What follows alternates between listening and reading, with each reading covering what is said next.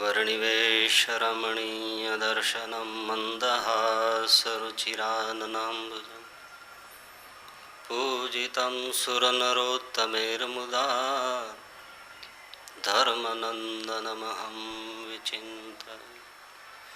मुखं करोति वाचालं पङ्गुं लङ्घयते गिरिं यत्कृपात्तमहं वन्दे परमानन्दमाधवम्।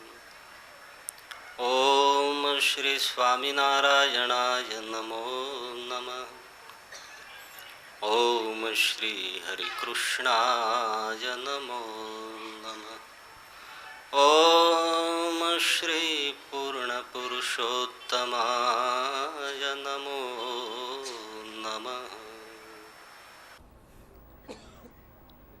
पूज्यपाद देव स्वामी जी,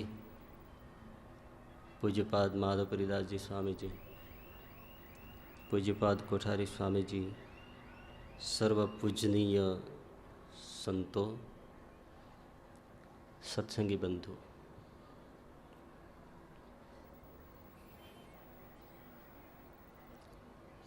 आ वचनामृतમાં શ્રીજી મહારાજ પ્રાર્થનાના રૂપમાં જીવનનું લક્ષ્ય અને જીવન શુદ્ધિ સમજાવે છે. જીવન શુદ્ધિ એટલે મનની શુદ્ધિ. મન શુદ્ધ જોઈએ, નિરોગી જોઈએ, તંદુરસ્ત જોઈએ, આરોગ્યપૂર્ણ જોઈએ. આરોગ્ય બે પ્રકારનું છે, તનનું અને મનનું. શરીરનું આરોગ્ય જાળવવું હોય તો ત્રણ બાબત ઉપર ધ્યાન આપવું પડે: હવા, પાણી અને ખોરાક. ગમે તેટલું શરીર કેળવીને સ્વસ્થ અને સુંદર તંદુરસ્ત બનાવ્યું હોય, પરંતુ જો ખોરાક લેવામાં ભૂલ થાય, દૂષિત, વાસી, સડેલો, જંતુયુક્ત કે પોઈઝનસ ફૂડ આવે તો શરીર બીમાર પડે અને મૃત્યુ પણ થાય. ખોરાક માનો કે તમે ખૂબ શુદ્ધ પ્રકારનો લો, પરંતુ જો પાણી પીવામાં ભૂલ થાય, દૂષિત પાણી પીવામાં આવી જાય તો પણ શરીર બીમાર થઈ જાય.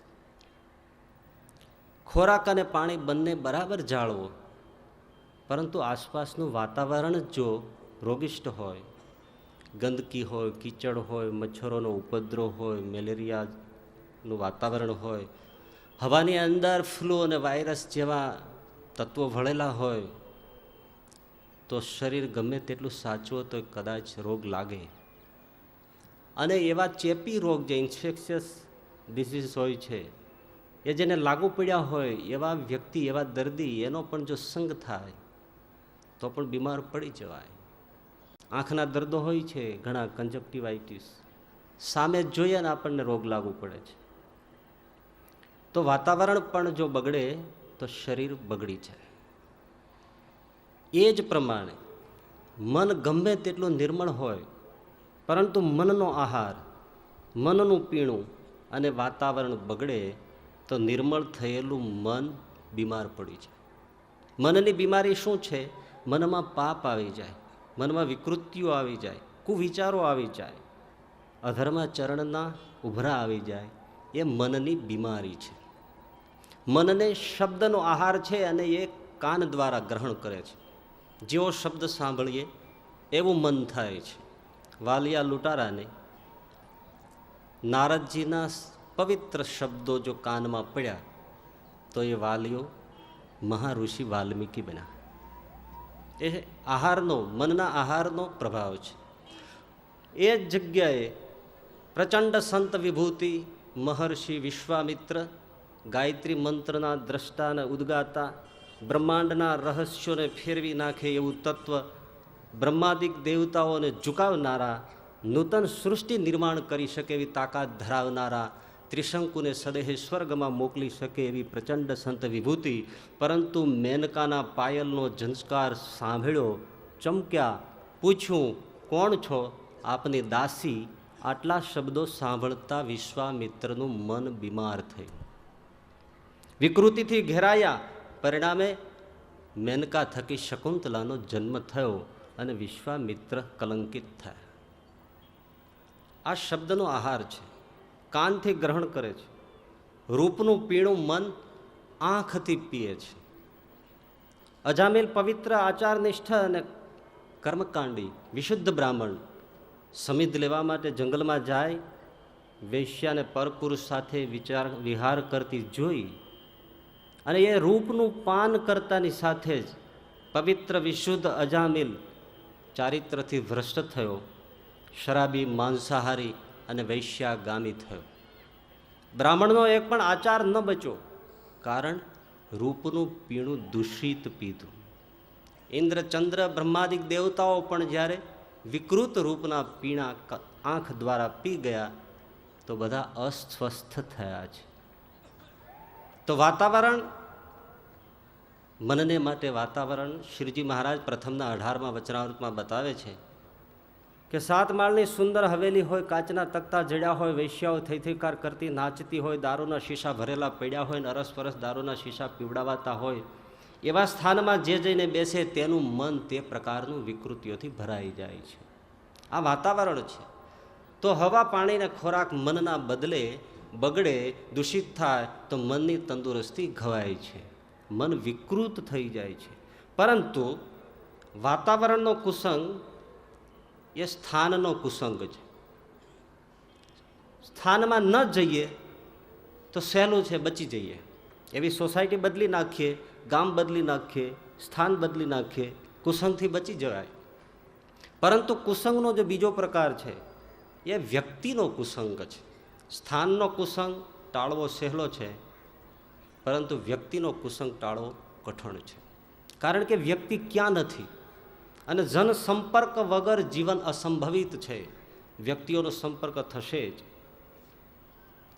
અમદાવાદમાં થોડા વર્ષો પહેલાં જ્યારે બી હેપેટાઇટિસ નામનો કમળાનો રોગ લાગુ પડેલો, તો એ કમળાના દર્દની સારવાર કરવા માટે એક્સપર્ટ ડૉક્ટરો હતા. કમળાના દર્દના એ સારવાર કરતાં કરતાં 4 ડૉક્ટરો મૃત્યુ પામ્યા. દર્દીના રૂપમાં એને સારવારનું કર્તવ્ય બજાવતા વ્યક્તિનો સંગ થતા ડૉક્ટર બીમાર થયા અને ગુજરી ગયા. એટલે રોગ વ્યક્તિ કોઈ પણ સંજોગમાં આવી શકે છે. એ મિત્રના રૂપમાં હોય, સ્વજનના રૂપમાં હોય તો સારવાર કરવી પડે અને ડૉક્ટર બીમાર થઈ જાય એવું બને છે. તો જેમ વ્યક્તિથી રોગ ફેલાય છે એવી જ રીતે વ્યક્તિથી કુસંગ ફેલાય છે. એટલા માટે એનાથી બચવું કઠણ છે. તમારા જ મિત્ર હોય, સહાયક હોય, હિતકારી હોય, ભાઈ હોય, બહેન હોય, શાળા બનેવી હોય, માતા પિતા હોય, પતિ પત્ની હોય, અરે સાધુ હોય, ગુરુજન હોય, ભગવા કપડાધારી હોય, છતાં કુસંગ થાય છે. એ એવા વિપરીત વિચાર તો ધરાવતા હોય કે તમને ધર્મમાંથી છોડાવીને અધર્મમાં લઈ જાય, તમારો સત્ય માર્ગ છોડાવીને તમને અસત્યને માર્ગે લઈ જાય, તમારી સત્ય નિષ્ઠાને તોડી નાખે, તમને સત્શાસ્ત્રમાંથી નિષ્ઠા તોડાવીને કલ્પિત શાસ્ત્રોમાં શ્રદ્ધા ઉપજાવી દે. શ્રીજી મહારાજના જે સિદ્ધાંતો છે, વચનામૃતના જે આદર્શો છે, સંપ્રદાયની જે મૌલિક સિદ્ધાંતો છે, એમાંથી શ્રદ્ધા ટાળી નાખે અને કલ્પિત ઉપાસનાઓ, કલ્પિત વિચારધારાઓ, કલ્પિત ગ્રંથો એમાં તમને જોડી દે. આ વ્યક્તિનો કુસંગ છે. એટલે શ્રીજી મહારાજે જે શબ્દ વાપરો છે એ ધ્યાનપૂર્વક યાદ રાખવા જેવો છે. શ્રીજી મહારાજે પ્રાર્થનામાં એમ નથી કહ્યું કે કુસંગ થકી મારી રક્ષા કરજો, પરંતુ એમ કહ્યું કે કુસંગી થકી મારી રક્ષા કરજો. વ્યક્તિના કુસંગથી હે મહારાજ બચાવજો. અને આ રોગ વ્યક્તિથી ફેલાતો કુસંગ એ બચવું મુશ્કેલ છે. એટલા માટે પ્રાર્થનાની આવશ્યકતા છે. એટલે શ્રીજી મહારાજે સરસ પ્રાર્થના કહી. શું કહ્યું? નિત્ય પ્રત્યે ભગવાનની પૂજા કરીને, સ્તુતિ કરીને ભગવાનની પાસે માગવું, હે મહારાજ, હે સ્વામી, હે કૃપા સિંધો, હે શરણાગત પ્રતિપાલક, કુસંગી થકી મારી રક્ષા કરજો. એ કુસંગી 4 પ્રકારના છે. કુડાપંથી, શક્તિપંથી, શુષ્ક વેદાંતી અને નાસ્તિક. આ 4 પ્રકારના કુસંગી થકી મારી રક્ષા કરજો. અને કામ, ક્રોધ, લોભ, મોહ, ઈર્ષા, અહંકાર અને દેહાભિમાન એ થકી મારી રક્ષા, અંતઃ શત્રુ થકી રક્ષા કરજો. અને નિત્ય પ્રત્યે તમારા ભક્તોનો સમાગમ દેજો. સુંદર પ્રાર્થના છે. વૈશ્વિક પ્રાર્થના છે, એક એક શબ્દ ધારવા જેવો છે. નિત્ય પ્રત્યે ભગવાનની પૂજા કરીને, આ વચનામૃતની આજ્ઞા છે. પહેલા પૂજા કરવાની, પ્રાતઃ પૂજા. મનુષ્ય જે છે, સત્સંગી જે છે, એ ખાસ સવારમાં પ્રાતઃ પૂજા પરમાત્માની ઈષ્ટદેવની વિધિવત વ્યક્તિગત પૂજા પાઠ થવા જ જોઈએ. અને આપણા સ્વામિનારાયણ સંપ્રદાયમાં તો શ્રીજી મહારાજ અને નંદ સંતોએ કેટલી સુંદર મજાની એવી સરળ અને રસમય પૂજા, પ્રાતઃ પૂજા વ્યક્તિગત દર્શાવી છે, એવી બીજે જોવા ન મળે. ન ધૂપ દીપ આરતી ચોખા કંકુ કશું ન જોઈએ. ભજનાત્મક, જપાત્મક, દંડવત કરો, પ્રદક્ષિણા કરો, પ્રણામ કરો, સ્તોત્ર પાઠ કરો, શિક્ષાપત્રીનું પઠન કરો, પ્રાર્થના કરો. આટલી ટૂંકી ટચ અને એટલી રસમય ને સરળ. છતાં પણ ઘણાને આળસ થાય છે, નથી કરતા.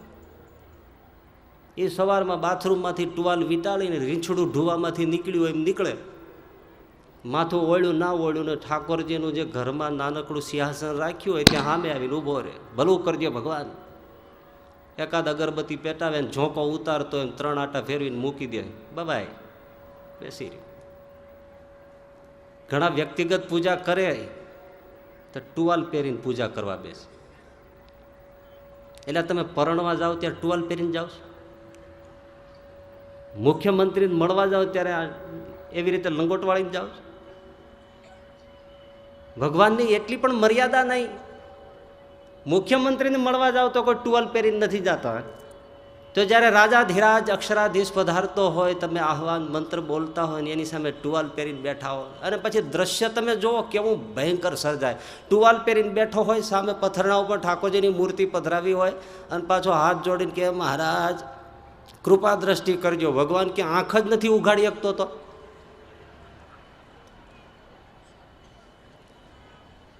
મારે તો ઘણી કૃપા કરવી છે, પણ તું પેલા પૂરતા કપડાં પહેરીને બેસ તો વળી કૃપા દ્રષ્ટિ કરી શકું. પૂજાના વસ્ત્રો, સરસ મજાના પૂજાના વસ્ત્રો પહેરીને બેસીએ. ચોળાઈ ગયેલા, ચીથરાઈ ગયેલા, મેલા ગંદા એવા ન હોય. ઠાકોરજીની પૂજા નહીં, જે આસન અને પથરણા છે એટલા પણ સુઘડ હોવા જોઈએ. ઘણી જગ્યાએ આપણે જોઈએ છે પેલી પુરાતન પેટ્રોમેક્સ બત્તીના મેન્થલના બોક્સ આવતા. હજી ઘણાના પૂજાની પેટીમાં એ દર્શન થાય છે, એમ લાગે કે શબરી મૈયાએ ભેટમાં આપી છે. આને પૂજા તો એવી હોવી જોઈએ કે કોઈને જોઈને પૂજા કરવાનું મન થાય. ભગવાનનો ભક્ત ભોળો જરૂર હોવો જોઈએ, પણ ભોટ ના હોવો જોઈએ. ગોપીઓ ભોળી છે પણ ભોટ નથી. ઉદ્ધવજીનું પણ જ્ઞાનનો અહંકાર ઓગળાવી નાખે છે, પણ કૃષ્ણના નામ ઉપર આક્રંદ કરે છે, બાળકની જેમ રડી જાણે છે. ભોળ પણ જરૂર સારું છે, પણ ભોટ ન હોવો જોઈએ. તો ભગવાનની પૂજા કરીને, સ્તુતિ કરીને, પહેલા સ્તુતિ કરવાની અને પછી માગવું એટલે પ્રાર્થના કરવાની, સ્તુતિ કરવાની. ભિખારી પણ જોજો, માગે ને તો પહેલા સ્તુતિ કરે, શેઠ સાહેબના વખાણ કરે. અરે ઓ શેઠ સાહેબ, અરે આપ તો ગરીબ નિવાજ છો, અન્નદાતા છો, કરુણાના અવતાર છો, કુછ ભગવાન કે નામ પર દે દો. આવા શબ્દો બોલે એટલે શેઠ સાહેબને એમ થઈ જાય કે હું દાતાર છું. પછી ભલે મખી ચૂસ હોય તો 5 પૈસા આપીને જાય. એમ પહેલાં સ્તુતિ કરવાની. હે મહારાજ, આપ તો રાજાધીરાજ છો. હે સ્વામી, આપ સઘળાના સ્વામી છો. આપને કાંઈ મને આપવું હોય તો કોઈને પૂછવા જેવું નથી. આપ સ્વતંત્ર તો છો, મને જે આપવું એ આપી શકો છો. આપને કોઈની પરવાનગી લેવાની જરૂર નથી, આપને કોઈનો ઠપકો મળે એમ નથી. આપ સ્વતંત્ર રીતે મને આપી શકો એમ છો મહારાજ. અને અવળાનું પણ સવળું કરી જાણો એવા આપ સમર્થ છો. આપ તો સ્વામી છો. સ્વામી છો ઉપરાંત કૃપા સિંધો છો. આપ તો કરુણાના સાગર છો. કોઈને દુખિયો દેખી ન ખમાય, દયા આણી રે અતિ આકળા થાય. આપ તો કરુણાના સિંધુ છો. આપના એક એક અંગમાંથી, નેત્રમાંથી, વાણીમાંથી કૃપા નિરંતર જરે છે. હે મહારાજ, આપ તો કૃપાના સાગર છો. કોઈને દુખિયો જોઈ શકતા નથી. અને પછી કેવા છો? શરણાગત પ્રતિપાલક છો. જે શરણાગત છે એનું તો માતા બાળકનું જતન કરે એ રીતે આપ જતન કરો છો. શરણાગત પ્રતિપાલક છો. નહીતર ઘણા મોટા દાનેશ્વરી હોય એ તમે સમાજમાં જોજો, 12 કરોડોનું દાન કરતા હોય, પણ પોતાના ઘરમાં અને ફેક્ટરીમાં નોકર ચાકરનું ભયંકર શોષણ કરતા હોય. બહાર બહુ સ્માઇલ આપીને વાત કરતા હોય છે, એકદમ ખુશનુમામાં રહેતા હોય છે, પણ પરિવારમાં બૈરા છોકરાઓને ધમધમાવતા હોય છે. હે પ્રભુ, આપ તો એવા નથી. આપ તો આપના શરણાગત છે. એનું બાળક, માતા જેમ બાળકનું જતન કરે એમ જતન કરો એવા છો. હું આપનો શરણાગત છું. હે મહારાજ, મારે કંઈક માગવું છે, હું માગું. ભગવાન કે માગો માગો. શું જોઈએ છે? પ્રભુ એક જ જોઈએ છે, કુસંગી થકી મારી રક્ષા કરજો. શ્રીજી મહારાજ કે વાહ વાહ વાહ, બહુ સરસ માગ્યું. આવું તો કોઈ માગતું નથી. બાકી જે બધા લોકો માગે છે એનાથી મારી તબિયત બગડી જાય છે. બહુ સરસ માગ્યું. કુસંગી થકી રક્ષા કરજો. તે કુસંગી એક કુડાપંથી. કુડા એટલે વ્યભિચાર. વ્યભિચારનો તે વળી કોઈ પંથ હોય? હા હોય. અને એનાથી બચવું પડે. પણ જરા એની સ્પષ્ટતા વિગતવાર જોવી જોઈએ તો સમજાય.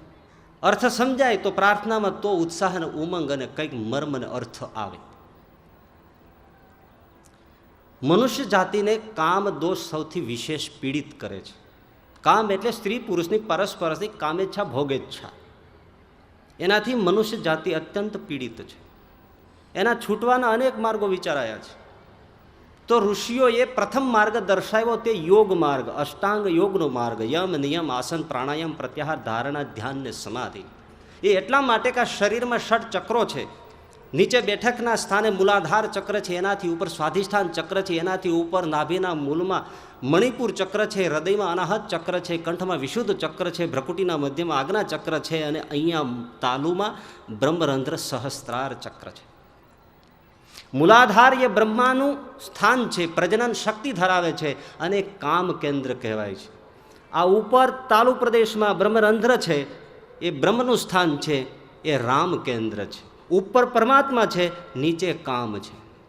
મનુષ્ય ઊભી શૈફમાં હોવાથી જીવનની ઉર્જા સતત પેલા મૂલાધાર ચક્ર ઉપર પછડાતી હોવાથી અત્યંત કામુક થયા કરે છે. એટલે આ યોગનો માર્ગ આવ્યો કે એ જીવન ઉર્જાને જો ઉર્ધ્વ કરી દેવામાં આવે તો એ રામને મળે અને રામનું સુખ પામે.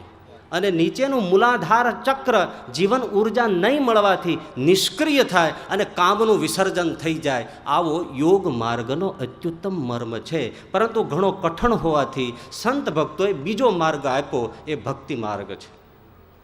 ભગવાનની નવધા ભક્તિ કરો, ધૂન ભજન અને કીર્તન કરો, ભગવાનની મૂર્તિનું હૃદયમાં ધ્યાન કરો, નાચો, એના નામનું સંકીર્તન કરો, હાલતા ચાલતા ખાતા પીતા એના નામનું સ્મરણ કરો.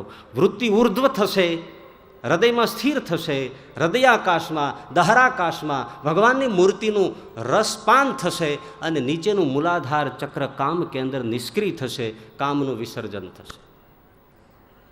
પણ આ ભાવનો માર્ગ પણ ઘણાને ન ફાવે, એટલા માટે ત્રીજો માર્ગ આવ્યો, એ તંત્ર માર્ગ છે. તંત્ર માર્ગ એમ કહે છે કે કામ ભયંકર છે, વિકરાળ છે, રાક્ષસ છે, તમે એને પહોંચી નહીં શકો, માટે એની સાથે દુશ્મની છોડી દો, એને મિત્ર બનાવો, ફ્રેન્ડશીપ બાંધો. લડવા જશો તો કચડાઈ જશો, દુઃખી થશો, હેરાન થશો. ગુણાતીતાનંદ સ્વામીએ પણ કહ્યું છે કામ ગિરનાર જેવડો છે. ગિરનાર જેવડો રાક્ષસ મારીને તમારી સામે આવે તો આપણે શું કરીએ?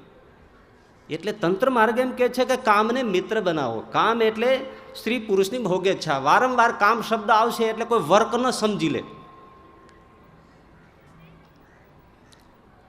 તો કામને મિત્ર બનાવો. મિત્ર બનાવવાથી શું થશે કે એ જે કામની ટેકનિક્સ છે, કળવકળ છે, દાવ પેચ છે, એ બધા જ માલુમ પડી જશે અને એ બધું સમજાઈ જશે તો આપોઆપ કામનું વિસર્જન થઈ જશે અને તમે સુખની સંપ્રાપ્તિ કરશો. તમે ગ્રહસ્થ છો તો ભોગમાં ઉતરો, પણ ભોગમાં ફક્ત નહીં ઉતરતા, એનું નિરીક્ષણ કરો. એટલે તંત્ર માર્ગનો કહેવાનું એ છે કે નિરીક્ષણ અને વિસર્જન કામનું એ બતાવતું વિધિ એ તંત્ર માર્ગ છે. શિવ પાર્વતીના સંવાદ રૂપે આ ગ્રંથ પ્રબોધાયો છે. એનો મૂળ અત્યંત ગુઢાર્થ એ છે વિહાર, નિરીક્ષણ, છતાંય ઉર્ધ્વ રેતસ્તા રહેવું એ તંત્ર માર્ગનો અત્યંત ગોપનીય રહસ્ય છે. એનું બીજું નામ વામ માર્ગ છે. વામનો અર્થ થાય છે ઉલટું, એટલે ઉલટો માર્ગ છે. બધા જે ચાલે છે એનાથી વિરુદ્ધ છે. બીજો અર્થ વામનો થાય છે સ્ત્રી, કે જેના કેન્દ્રમાં સ્ત્રી છે એવો માર્ગ તે વામ માર્ગ. હવે આપ સમજી શકો છો કે એક સાધના જેવી વાત દેખાતી હોવા છતાં પણ કેન્દ્રમાં સ્ત્રી હોવાથી આચાર અને મર્યાદા સંસ્કૃતિની, સ્ત્રી પુરુષની સામાજિક મર્યાદાઓનું બંધન તૂટતા વાર ન લાગે, લપસણો માર્ગ છે. એટલે તંત્ર માર્ગમાં જે અત્યંત સ્ત્રી પુરુષની મર્યાદા વિહીન, ધર્મ વિહીન, સંસ્કૃતિ વિહીન જે વિકૃતિઓ આવી અને એમાં શાક્ત પંથનું જે મિશ્રણ થયું એમાંથી અઘોર તાંત્રિક માર્ગ પ્રવર્તનમાં આવ્યો. અઘોર તાંત્રિક, ભયંકર સ્મશાન જેવી જગ્યામાં બેસી મરદાના માંસનું ભક્ષણ અને બલિદાન, સ્ત્રી અને પુરુષ નગ્ન અવસ્થામાં હોમ હવન કરવા અને પછી વ્યભિચારને સાધના માનીને ડૂબી જવું, એવો અઘોર તાંત્રિક માર્ગ છે. આજે પણ એવા તાંત્રિકો દેખાતા હોય છે. શ્રીજી મહારાજને વન વિચરણમાં મળેલો પીબેક એ અઘોર તાંત્રિક છે. પરંતુ આ ભયંકર સ્મશાનની સાધના ન જોઈ શકાય એવી ડરામણી સાધનાઓ સમાજમાં પ્રચલિત ન થાય. એટલે ડરામણી સાધનાઓથી રહિત પરંતુ તમામ વિકૃતિઓથી સહિત જે માર્ગ સમાજમાં પ્રચલિત થયો એનું નામ કુડાપંથી, માર્ગીપંથી, કાંચળિયા પંથ, ચોળિયા પંથ. સંપૂર્ણ વ્યભિચાર. એ લોકો શું કરે? જ્યોત જલાવે, પાઠ પૂજા કરે, સ્ત્રી પુરુષો ભેળા થઈને નાચે અને પછી વ્યભિચારમાં ડૂબી જાય. એક માતાને છોડીને કોઈ વ્યવહાર ધ્યાનમાં ન રાખવામાં આવે, ભાઈ બહેન, દીકરો દીકરી, પિતા પુત્ર, કશું જ નહીં. કોઈને એમ કહે ભાઈ આ તમે શું કરો છો? કેમ? આ તો શિવ શક્તિનું મિલન છે. ઉલટાનું આમાં જે પાપ દ્રષ્ટિ રાખે એને પાપ લાગે. આ તો મુક્તિનો માર્ગ છે, આત્મદર્શનનો માર્ગ છે. વામ વારોણી સંગ વિના નહીં પામો આત્મદર્શનને. એવો આ કુડાપંથ સમાજમાં આજે પણ પ્રચલિત છે. થોડું નામ એ લોકોએ બદલી નાખ્યું છે અને મને એ નામ આપવું ઈચ્છનીય નથી લાગતું, પણ આજે પણ ભારતમાં પ્રચલિત છે. એ તો એટલી હદ સુધી વટી ગયા છે કે માતાને પણ છોડતા નથી. કુટુંબના સભ્યો ભેળા થાય છે, ધતિંગ જેવી પૂજા કરે છે, અફીણનો નશો કરે છે અને ઉપદેશ આપવામાં આવે છે. કોઈ ભાઈ નથી, કોઈ બહેન નથી, કોઈ પિતા નથી, કોઈ પુત્રી નથી, કોઈ બેટી નથી, કશું જ નથી. અને પછી વ્યભિચારમાં ડૂબી જાય છે. એને એ લોકો અંતિમ સાધના માને છે. થોડી ઘણી અક્કલ હોય ને એ કોઈ આમાં પડે નહીં. એટલે મને તમને એમ લાગે કે અમે એવા કંઈ નથી કે આવા પંથમાં પડીએ અને શ્રીજી મહારાજ આટલા માટે કંઈ પ્રાર્થના હવે આ બાબતની કહે ને આપણે કરવી જોઈએ એવું લાગતું નથી. પણ એવું નથી. મૂળ મર્મ શું છે? વ્યભિચાર દ્વારા ધર્મનું પતન કરાવે, બ્રહ્મચર્યનું ખંડન કરાવે, પરદારાનો સંગ કરાવે. ગ્રહસ્થ છો તો ગ્રહસ્થને પણ બ્રહ્મચર્ય છે. પરિણીતા સ્ત્રી એ સિવાય બીજી પરસ્ત્રી ગમન ન કરવું એ ગ્રહસ્થનું બ્રહ્મચર્ય છે. એ બ્રહ્મચર્યની વાત આજે ક્યાં રહી? મિત્રો ધ્યાનથી સાંભળો કે આજે સ્ત્રી પુરુષોના સંબંધો એટલા મુક્ત, વ્યવહારો મુક્ત અને એટલા મુક્ત કામાચાર સ્ત્રી પુરુષોના સમાજમાં વ્યાપી ગયા છે કે એમાં બ્રહ્મચર્યની વાતો કરવી આજે હાસ્ય લાગે છે. પવિત્ર દાંપત્યની વાત કરવી એ આજે લોકો મશ્કરી કરે છે. હવામાન પલટાઈ ગયું છે. મુક્ત કામાચારનું વાતાવરણ ઓલ ઓવર વર્લ્ડમાં છે. ભારત બકાત નથી. તો અનેક પરિબળોએ કામ ભજવું છે નવતર કુડાપંથને જન્મ આપવામાં. એક એક પરિબળને થોડો જોઈ લેવા જેવો છે, એમાં સમજ મેળવવા જેવી છે. આ વચનામૃતને હું એક ફરી વાર કહી દઉં કે આ સહજાનંદ સ્વામીએ સાંપ્રદાયિક લેવલ ઉપર નથી કહ્યું. તમામ ભક્તિ માર્ગીઓ જે છે એના માટે આ પ્રબોધન છે. તો કુડાપંથના જે પરિબળો છે આજના નવતરના એ જુદા જુદા છે. આટલું બધું મુક્ત વાતાવરણ કેમ સર્જાઈ ગયું? સૌ પ્રથમ મુંબઈમાં ભારતી વિદ્યા ભવન ખાતે તારીખ 28/8/68 રોજ આચાર્ય રજનીશ, જેને ઓશો કહે છે, જે હયાત નથી, એમણે સૌ પ્રથમ લેક્ચર સેક્સ ઉપર બોમ્બેમાં આપ્યું. ખુલ્લમ ખુલ્લા આ કામને, કામાચારને એમણે જાહેર મંચનો વિષય બનાવ્યો. સૌ પ્રથમ વિરોધ ઘણો થયો હતો, છતાં એમણે એ પ્રવચન માળાઓ ચાલુ રાખી. એમણે એ પ્રવચનમાં શું કહ્યું 28 તારીખે કે સમાજમાં, વ્યક્તિમાં ક્યાંય, પરિવારમાં ક્યાંય પ્રેમ દેખાતો નથી. બધા ક્લેશ અને કલહથી ભરાઈ ગયા છે, હિંસા અને ઘૃણાથી ઉભરાઈ ગયા છે. જીવન પ્રેમપૂર્ણ હોય તો સાર્થક છે, પણ વ્યક્તિ અને પરિવારમાંથી પ્રેમનું ઝરણું સુકાઈ ગયું છે. એ પ્રેમની ગંગા ફરીથી પ્રગટ કરી અને જો સમાજમાં પ્રેમનું સામ્રાજ્ય સ્થાપવું હોય તો એક જ માર્ગ છે, આ કામને સમાજના બંધનમાંથી મુક્ત કરો. ધર્મ અને સંસ્કૃતિના બંધનમાંથી મુક્ત કરો. ધર્મ અને સંસ્કૃતિએ કામને દમન કર્યું છે. એ ધર્મ અને સંસ્કૃતિના અવરોધમાંથી કામને છોડો તો જ પ્રેમની ગંગા પ્રગટી શકે. કારણ કે કામ એ જ પ્રેમ ગંગાના પ્રાગટ્યની ગંગોત્રી છે, ઉદ્ગમ સ્થાન છે. અને કામ ઉર્જા છે એ જ પ્રેમ ઉર્જામાં પરિવર્તિત થવા હોવાથી કામનો સ્વીકાર કરવો જોઈએ. પરંતુ તમામ ધર્મગુરુઓ, તમામ સંસ્કૃતિઓ, તમામ સંપ્રદાયો, તમામ મહાત્માઓ એ કામના દુશ્મન થઈને ઊભા છે, કામની નિંદા કરે છે, કામને પાપ ગણે છે.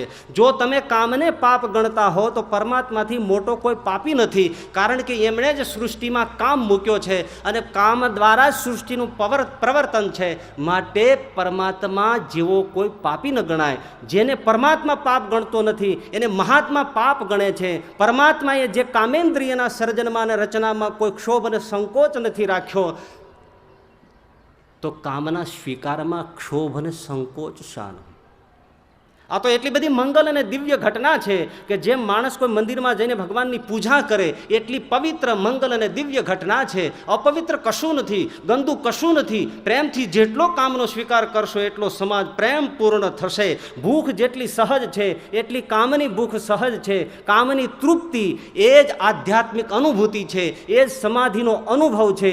વિષયાનંદ અને બ્રહ્માનંદ સહોદર છે, વગેરે વગેરે વગેરે વગેરે વગેરે વગેરે. આ પહેલો પ્રહાર થયો. અને પછી તો દેશના જેટલા બધા લેખકો, નાના મોટા માકડિયા આ તે બધા હતા ને બધા મોઢા આવ્યા અને બધા કલમથી રજનીશજીના ચેલા બની ગયા. એક બાજુ વૈજ્ઞાનિક બધા મીડિયાઓ આવ્યા, વીડી, ટીવી, આ બધું એ બધું આવ્યું. પશ્ચિમમાં તો ખુલ્લમ ખુલ્લા હતું, એ બધું અહીંયા ઠલવાયું, આ લોકોની કલમથી ઠલવાયું. અને પરિણામે બધા જ મુક્તાચાર અને મુક્ત વ્યભિચારના વિચારો સમાજમાં પ્રચલિત કરતા થઈ ગયા. સેક્સોલોજીસ્ટ, ડૉક્ટરો, ચિંતકો, પ્રોફેસરો જે જુઓ તે મુક્ત કામાચારની જ વાત પ્રસ્થાપિત કરે છે. અને હવે તો આજે ગુજરાતમાં પણ સ્કૂલ કોલેજોમાં જાતીય શિક્ષણ આપવાની શરૂઆત કરવાની છે. આ વર્ષેથી મંગલ પ્રારંભ કરવાનો છે. એ શીખવાડવાનું બહાનું શું છે કે એઇડ્સ બહુ વધે છે ને, એટલે એના રક્ષણ સામે આ શિક્ષણ આપવું આવશ્યક છે. એટલે એઇડ્સ જે ફેલાવે છે એના હાથ પકડો ને એને છૂટો દોર. હવે જેને ખબર જ નથી કે એઇડ્સ શું કહેવાય એને તમે ભણાવવા બેસો છો. સારું એમ કે કદાચ કુમળું ઝાડ પહેલેથી તંદુરસ્ત રહી જાય તો, પણ થિયરી ખોટી છે.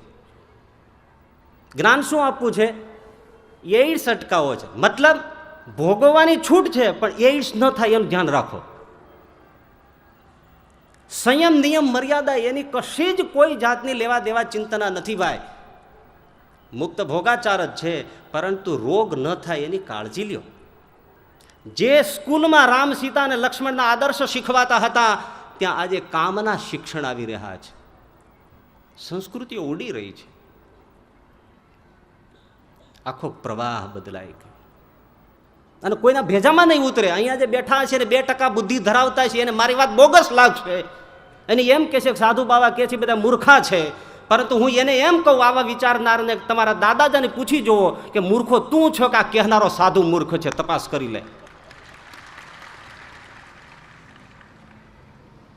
રજનીશની એટલી ધારદાર પ્રવાહિતાથી વાતો કરતા કે એમાંથી અસત્યને પારખી અને થિંકિંગ કરવાનો તમને સ્કોપ મળે એ અશક્ય હતું. એમણે એમ કહ્યું કે કામને ધર્મ અને સંસ્કૃતિના સમાજના બંધનમાંથી મુક્ત કરો. હું તમને પ્રશ્ન કરું, વેશ્યાઓને કોઈ બંધન છે? એને ધર્મનું, લગ્નનું, સમાજનું, કુટુંબનું, પરિવારનું, રાષ્ટ્રનું, સંસ્કૃતિનું કોઈ બંધન છે? તો એને પ્રેમની અનુભૂતિ થવી જોઈએ. કેટલી વેશ્યાને સમાધિ થઈ, કેટલી વેશ્યાને પ્રેમાનુભૂતિ થઈ, કેટલી વેશ્યાઓના જીવનમાં પ્રેમનું સામ્રાજ્ય સ્થપાયું. વિદેશોમાં થાવ મોકળું છે, ત્યાં બધા પ્રેમ પૂર્ણ જ છે. ત્યાં પ્રેમ મળતો હોય તો અહીંયા ગુડાઈ શું કામ?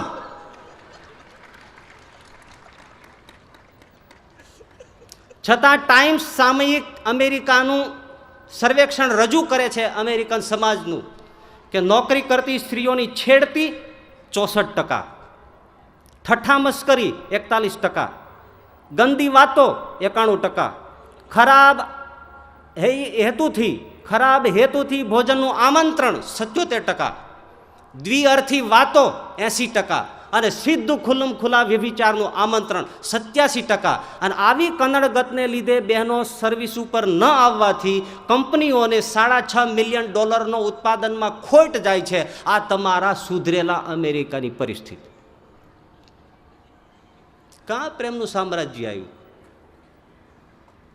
રઘુવીર ચૌધરીએ એકવાર બહુ સરસ લખ્યું હતું કે રજનીશજીએ મુક્ત ભોગની થિયરી પ્રચલિત કરી, પણ એ સદંતર નિષ્ફળ નીવડેલી સાધના છે. એને સાધના કહી જ ન શકાય. એ નિષ્ફળ ક્રિયા છે, બોગસ વાત છે. થેન્ક યુ લોટ ઓફ રઘુવીર ચૌધરી.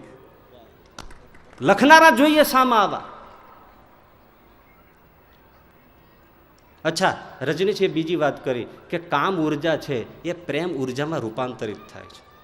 તમે સ્વામીજી વિચાર કરો, છેલ્લા 40 વર્ષથી જ આ રૂપાંતરની વાતો ગોટે ચડી છે. એના બોલ્યા પછી બધા મીડિયા બોલવા. કામમાંથી પ્રેમનું રૂપાંતર થાય છે, ક્રોધ ધોવાઈને કરુણા થઈ જાય છે, મોહ ધોવાઈને પ્રેમ થઈ જાય છે, લોભ ધોવાઈને ઉદારતા થઈ જાય છે.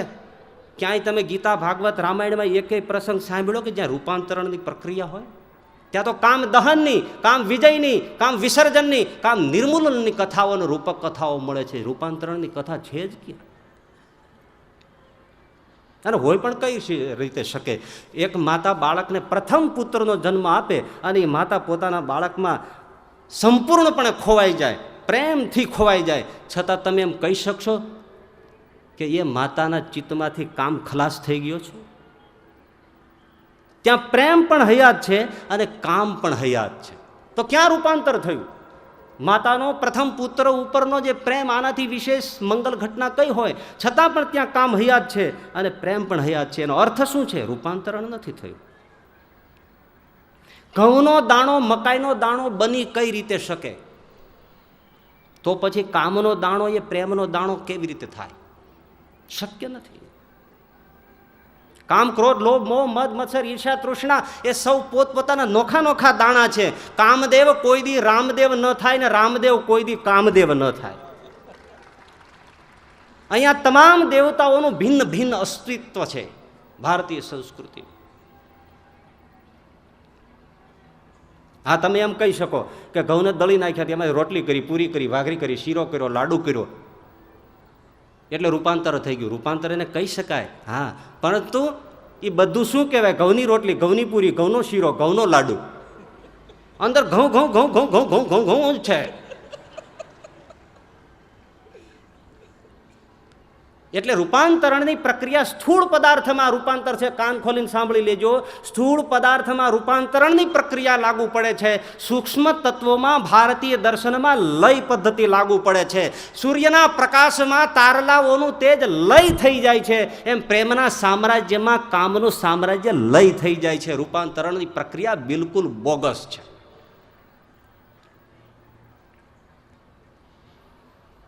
વળી કહે છે કામની નિંદા કરે છે મહંતો, સાધુઓ કામને અપવિત્ર ગણે છે. કોઈ નિંદા કરતું નથી. અમે તો એટલું બધું પવિત્ર ગણીએ છીએ કામને કે જેથી કરીને પત્રિકાઓ લખીને શુભ વિવાહના માંડવા નાખીને વડીલોની હાજરીમાં દેવતાઓના સ્થાપન સાથે વરઘોડિયાને લાડે કોડે પરણાવીએ છીએ, ભલે પછી હળગી જાય પણ પરણાવીએ છીએ.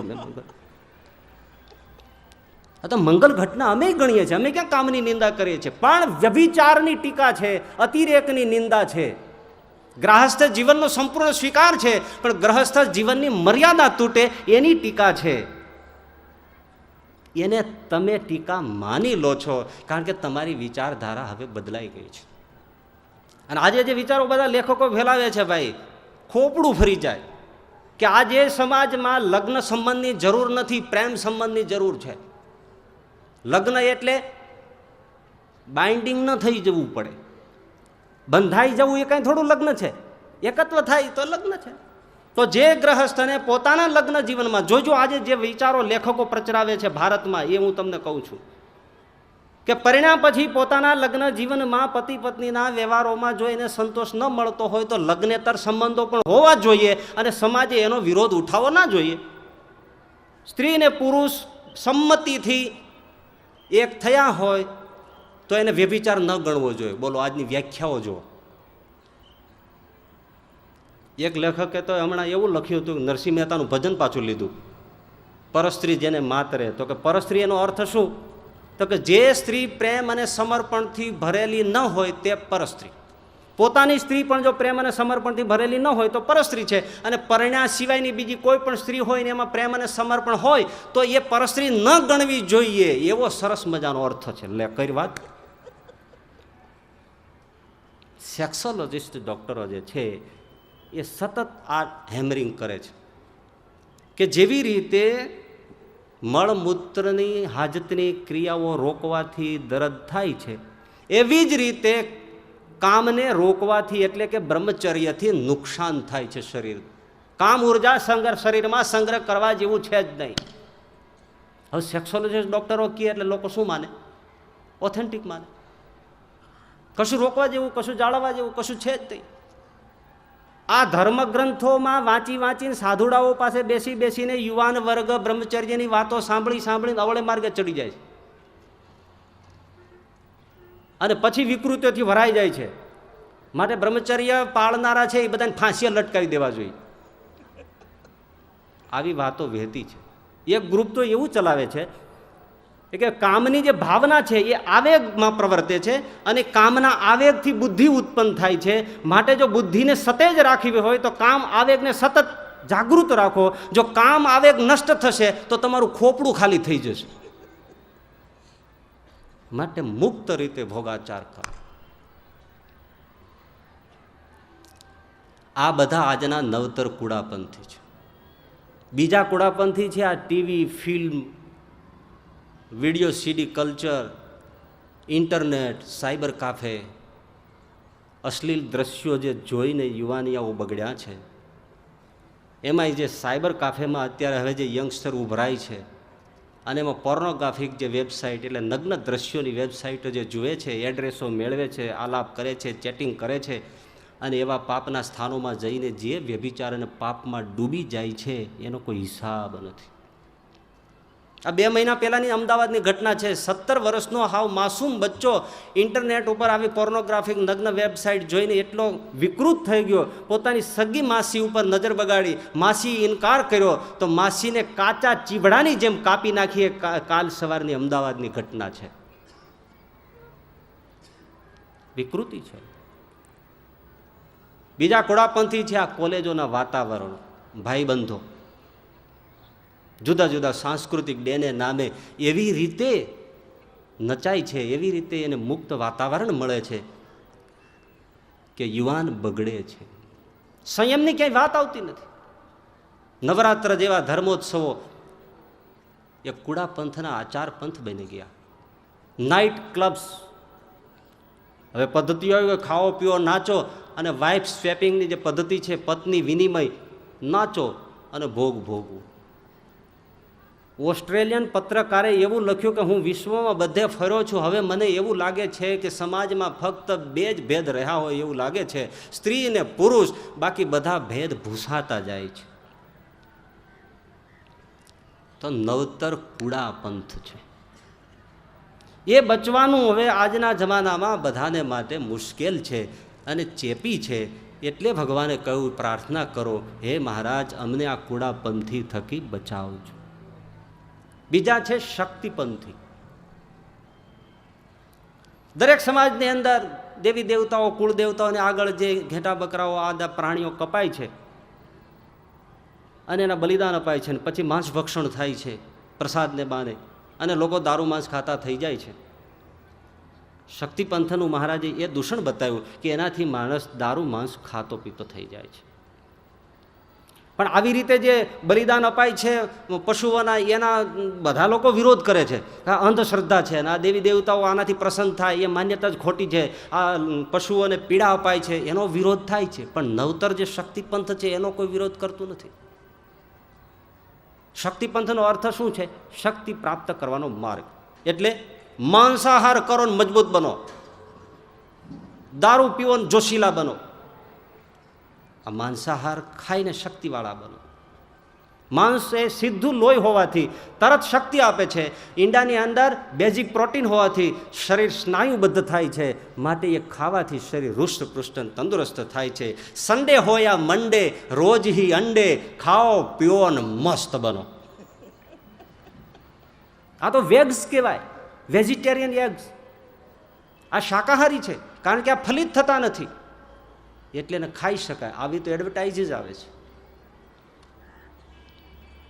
એક વૈદરાજ તો એવો પ્રચાર કરે છે કે શરીરને માટે પ્રોટીન આવશ્યક છે, દૂધમાંથી પ્રોટીન મળે, પણ દૂધ મળતું નથી તો એ પૂર્તિ માટે ઈંડા ખાવા જોઈએ. કારણ કે શરીર સાચવવું એ પહેલો ધર્મ છે. શરીરમ માધ્યમ ખલું ધર્મ સાધનમ. શરીર પડી જાય તો શું કામનું? માટે દૂધ ના મળે તો પ્રોટીન માટે ઈંડા ખાવા જોઈએ. પાછી ઓલી મેથડ બતાવવામાં આવે જુદી જુદી. જુઓ, ચીકણું લટર ફટર ના ફાવે ને તો પાણીમાં બાફી નાખવું, એટલે પછી એવું નહીં લાગે, આરામથી ખવાય. અને જુઓ, આ દૂધ છે એ દૂધની અંદર તો ભેળસેળ થાય છે, પાણી ઉમેરે છે, ચોખ્ખું ક્યાં મળે છે? ભાઈ ઈંડું કેવું કુદરતી રીતે સીલ પેક છે, એમાં કોઈ પાણી ભેળવી શકે? બીજું કોઈ ભેળવી શકે? કેટલું બધું કુદરતી રીતે પેક, ભેળસેળ વગરનું પ્યોર પ્રોટીન. ઉપરાંત આ ભેળસેળવાળા તમે દૂધ પીઓ, અડધો ગ્લાસ પીઓ, ના પીઓ ત્યાં ગડબડ મંડે થવા, 3-4 વાર જવું પડે ટોયલેટ. કોઈને દૂધ પચતું નથી, એટલા માટે પ્રોટીન મળતું નથી. ઈંડું ખાઓ, પચી જાય, હેલ્ધી થઈ જાઓ. માટે ઈંડા જરૂરી છે. મને એક જુવાનીઓ હમણાં ગઈ સાલે જ, અમે લંડન હતા આ સાલે જ, તો એક જુવાનીઓ અમદાવાદનો હતો, ક્યાંક મને ભેળો થઈ ગયેલો, તો 1-2 વાળો ઓળખું, એ લંડન માળો પહોંચી ગયેલો. તો અચાનક ભેટો થયેલો. મેં પૂછ્યું કે ભાઈ આ દેશની અંદર અહીંયા લંડનમાં ખાવા પીવાનું કેમ ચાલે છે? તો એ કે સ્વામીજી છે એવું છે ને, અહીંનું વેધર એવું છે, અહીંયા તો બધું એવું ખાવું પીવું પડે. એ શું કે ઇન્ડિયામાં આપણે ના ખાઈએ ના પીએ તો બધું ચાલે, અહીંયા એવું ના ખાઈએ ના પીએ ને તો પતી જઈએ, વડાની સ્ટાઇલ બદલી જાય, પતી જઈએ. પતી જઈએ, માંસાહારથી બલિષ્ઠ થાય. આ હાથી ઘોડાને ગેંડા શું માંસાહાર કરે છે? મજબૂત તો જુઓ. આજે દારાસિંહ હોય કે રામમૂર્તિ હોય કે ભીમસિંહ હોય, બધા પહેલવાનો છે, શુદ્ધ શાકાહારી છે. અરે વાત જવા દો, ધર્મેન્દ્રજી મહારાજ જે વિશ્વ હિન્દુ પરિષદમાં છે, ગાયના દૂધ સિવાય બીજું દૂધ પીતા નથી.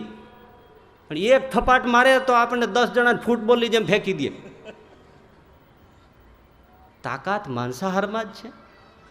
આ તમે ડોક્ટરો પાસે શક્તિ માટે લખાવા જાઓ તો પાવડર લખી આપે, પ્રોટીન્યુલ્સ ને પ્રોટીનેક્સ ને થ્રોફોક્સ ને, તો એની અંદર શું છે? સોયાબીનમાંથી ખેંચેલા પ્રોટીન્સ છે. એક વસ્તુ છે આયુર્વેદની, એ છે કે કઠોળ ખાઓ. કારણ કે પ્રોટીન કઠોળમાં ભરપૂર છે, એટલો કશામાં નથી. કઠોળ ખાઓ અને કસરત કરો એટલે એટલી સ્ટેડી હેલ્થ મળે છે કે બીજા કશાથી ન મળે.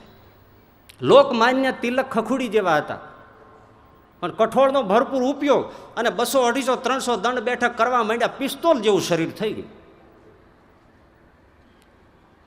માંસાહાર જરૂરી નથી.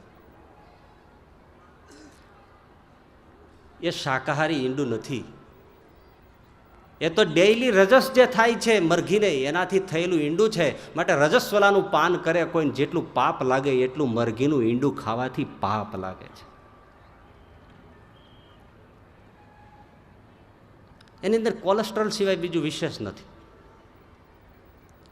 એટલે તો ડૉક્ટરો કહે છે કે ભાઈ તમે માંસાહાર છોડી દો. વિદેશીની અંદર પણ બધા ડૉક્ટરો કહેવા માંડ્યા છે કે માંસાહાર છોડી દો, ઈંડાઓ છોડી દો તો રહેશો. એ લોકો છોડતા જાય છે, આપણે અપનાવતા જાય છે. પરંતુ ડૉક્ટરો જ્યારે કહેવા માંડે કે નથી ખાવા જેવું, તો પછી આ ધંધો કરવાવાળાને શું કરવું? એને બેસી રહેવું. એટલા માટે એ એવા ડૉક્ટરોને પકડે કે જેને સત્યને ધર્મ સાથે લેવા દેવા ન હોય, એ પછી એવા લેખને નિવેદન આપે કે માંસ ખાવામાં કશું ખોટું નથી, ઈંડા ખાવામાં કંઈ ખોટું નથી. હા, ધ્યાન એટલું રાખવું, ઈંડા સારી જાતના હોવા જોઈએ, ખાવાનો વાંધો નથી. હા, એટલું ખરું કે તમે માંસાહાર કરો ને ઈંડા ખાઓ એટલે હાર્ટ પ્રોબ્લેમ આવે છે, પણ જો સાથે સાથે તમે રોજ 1 ગ્લાસ શરાબ પીવાનું રાખો તો એ તમને ભય ટળી જાય છે. એટલે ભૂતની હારે પલિત વળગાડ્યું પાછું. Wine and meet are good for hour health.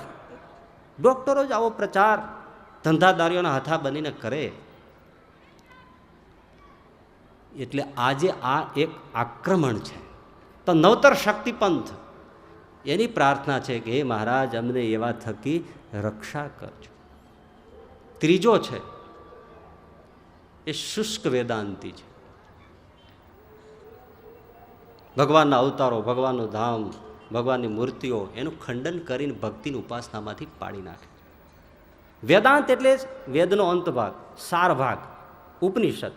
Sahajanand Swami ઉપનિષદ વેદાંતના વિરોધી નથી, શુષ્ક વેદાંતના વિરોધી છે.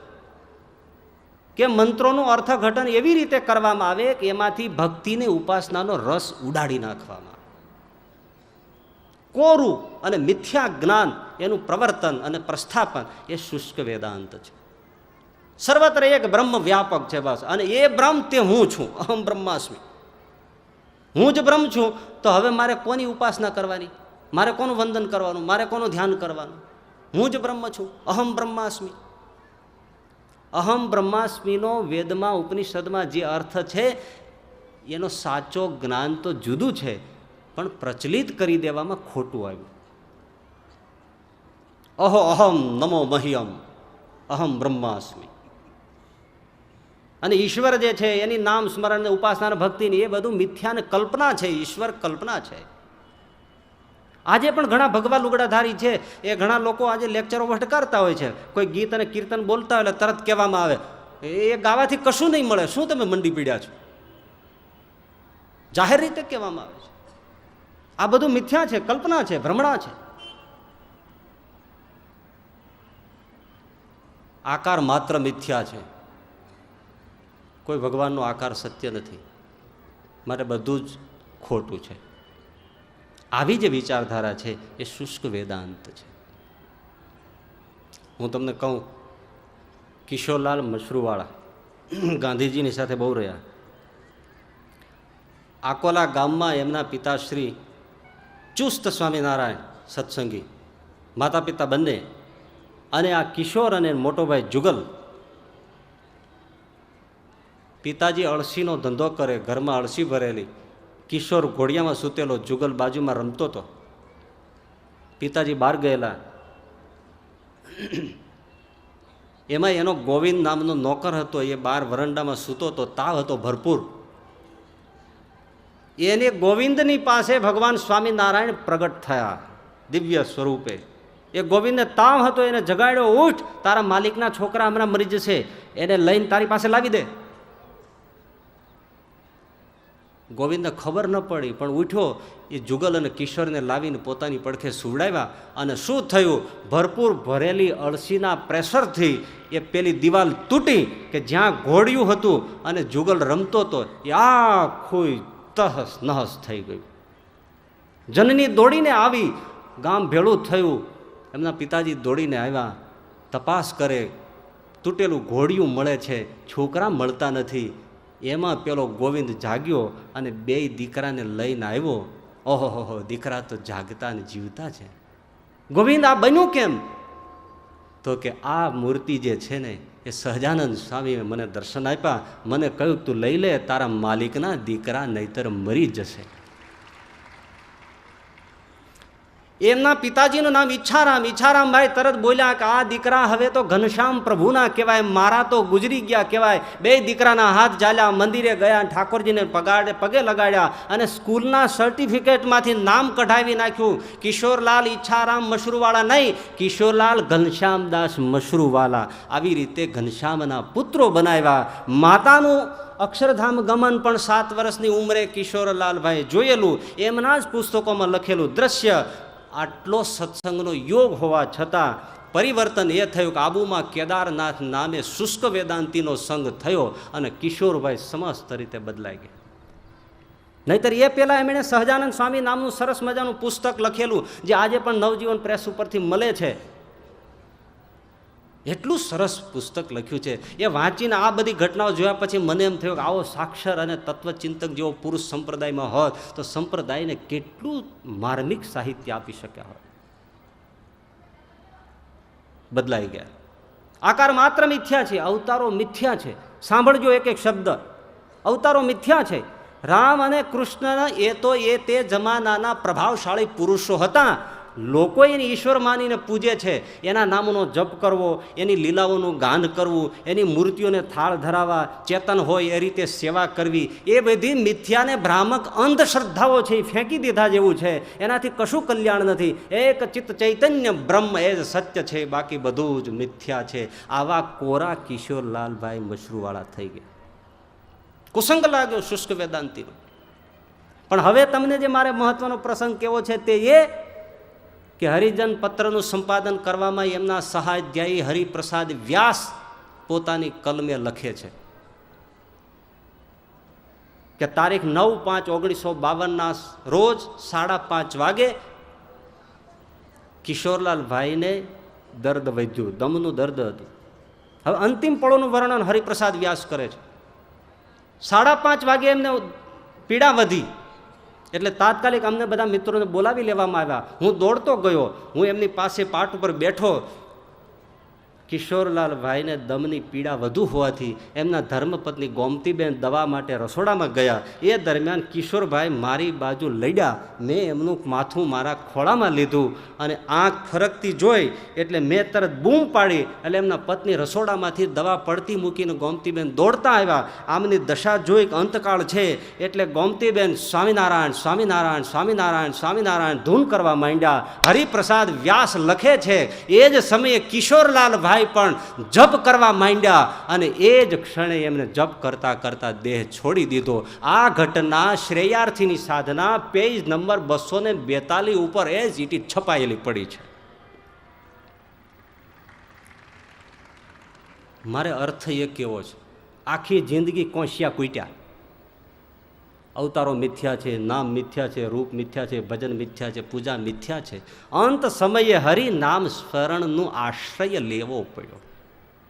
તમે ક્યાંય એવો એક જાણ્યો કે આખી જિંદગી કૃષ્ણનું કે રામનું ભજન કર્યું હોય અને અંતકાળે એને સોહમના જપ કરતો કરતો ગુજરી ગયો હોય? એક પણ કિસ્સો તો બતાવો. વિશ્વમાં નહીં પણ સોહમના જપ કરનારા એવા કેટલાય હું તમને ગણાવી શકું કે અંતકાળે એમને હે કૃષ્ણ દ્વારિકા વાસીન કરીને દેહ મૂક્યા હોય. કેમ?